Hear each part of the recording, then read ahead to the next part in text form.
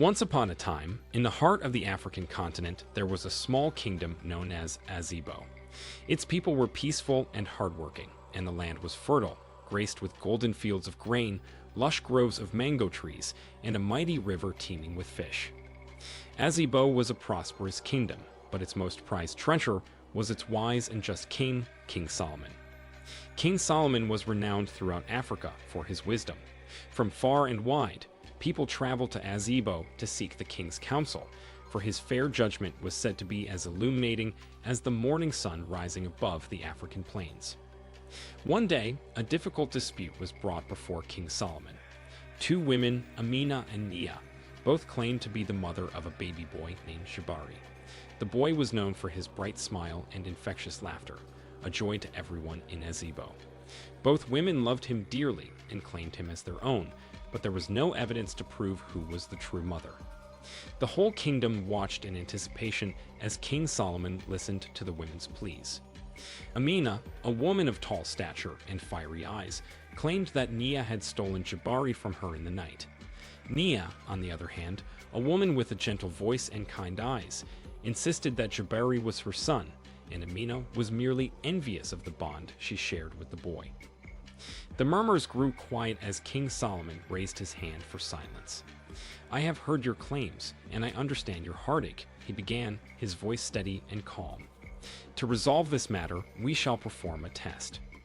The king summoned his servant and ordered him to bring a sturdy vine from the forest. The crowd watched in confusion as the servant returned and laid the vine at the king's feet. "We will place the child in the middle of the square," Solomon continued, "and each of you will hold an end of this vine. At my signal, you will pull the vine towards you.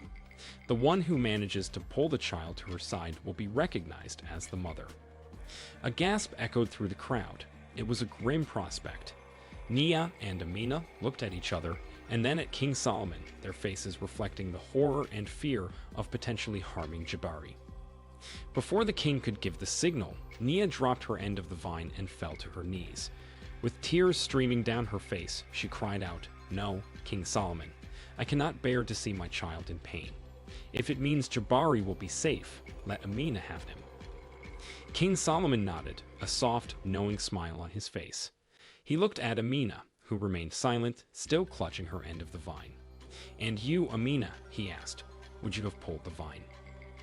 Amina was silent for a moment before she finally nodded, her grip on the vine loosening. "Yes, my king," she said, "I would have to prove that he is my son." "Indeed," said King Solomon, "you have both proven something today." He looked at Nia, the gentle woman still on her knees, her face wet with tears for the safety of the child.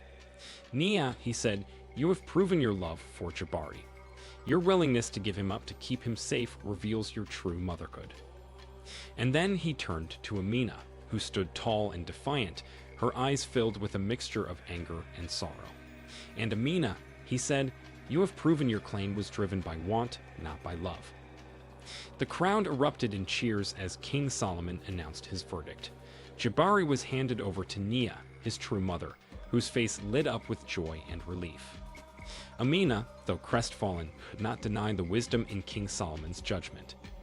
From that day forward, the tale of King Solomon's wisdom traveled across the entire African continent, across the mighty rivers, over the tallest mountains, and through the deepest valleys.